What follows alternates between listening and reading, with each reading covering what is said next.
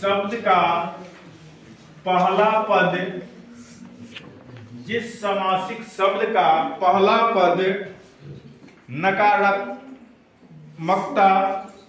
पहला पद से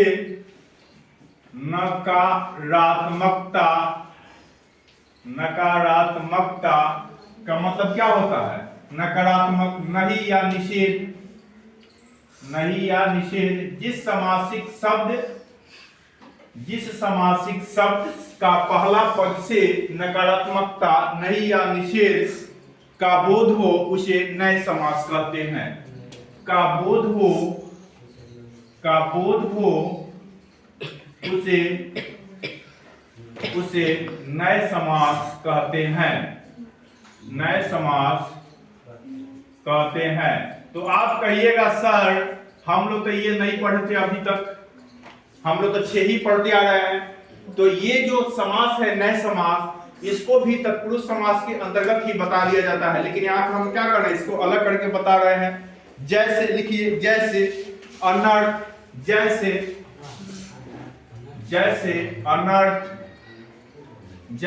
अनर्थ, अधर्म, क्या है ये? इसमें नकारात्मकता का बोध होता है। अनर्थ यानी अनर्थ हो गया, जिसका क्या होगा, ये नकारात्मक चीज है कि नहीं है? उसके बाद अधर्म भी नकारात्मक चीज है। जो धर्म को नहीं मानता हो, नास्तिक है कि नहीं? अपशब्द लिखिए, अपशब्द,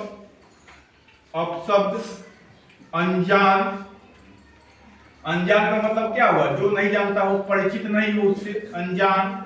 उसके बाद क्या लिखेंगे? नास्तिक, नापसंद,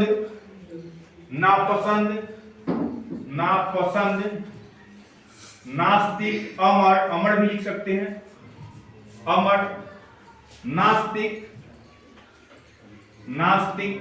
लिखिए, नास्तिक। उसके बाद लिखिए अनुचित, अनंत, क्या लिखेंगे?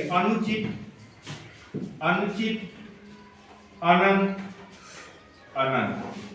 आदि बहुत सारा शब्द हो सकता है। देखिए यहाँ पर हम लोग क्या क्या समझे, ध्यान दीजिए। यहाँ पर हम लोग समझे, जिस समासिक शब्द का पहला पद से नकारात्मकता या नहीं निषेध का बोध हो उसे नए समास के अंतर्गत रखते हैं। जैसे अनर्थ, अधर्म, अपशब्द, अनजान, नापसंद, अमर, नास्तिक, अनुचित, अनंत इत्यादि हो सकता है। तो यहाँ पर हम लोग आज समास को सीख लिए, समास में क्या क्या है इसको समझ लिए। तो एक बार इसको हम लोग रिवीजन कर रहे हैं। अभी तक हमने जितना पढ़ा उसको एक रिवीजन कर रहे हैं, ध्यान दीजिए और समझिए। अभी तक जो हम लोग ने पढ़ा, इसी से क्वेश्चन पूछता है आपको, कोई भी एग्जाम में जाइएगा इसी से क्वेश्चन। समास पढ़ लिए मतलब ऑब्जेक्टिव क्वेश्चन इसी से रहेगा, और जितना पढ़े इतना ही में से रहेगा, ठीक है ना? मतलब समझना है केवल। तो देखिए, सबसे पहला है समास का शाब्दिक अर्थ जो होता है वह क्या होता है? संक्षेप होता है, यानी संक्षेप में उसको करके लिखना या व्यक्त करना। समास को हम लोग 7 भेद पढ़े हैं। पहला क्या है बताइए? अव्ययीभाव समास, तत्पुरुष समास, द्वंद्व समास, कर्मधारय समास, द्विगु समास, बहुव्रीहि समास और नए समास पढ़े हैं ना? तो अव्ययीभाव समास किसे कहेंगे? जिसका पहला पद प्रधान हो या पहला पद अव्यय हो उसे अव्ययीभाव समास कहेंगे। चलिए, दूसरा हम लोग सीखे तत्पुरुष समास, जिसका उत्तर पद प्रधान हो या अंतिम पद प्रधान हो उसे तत्पुरुष समास कहेंगे। उसके बाद द्वंद्व समास सीखे। द्वंद्व समास में क्या है? दोनों पद प्रधान हो उसे द्वंद्व समास कहते हैं।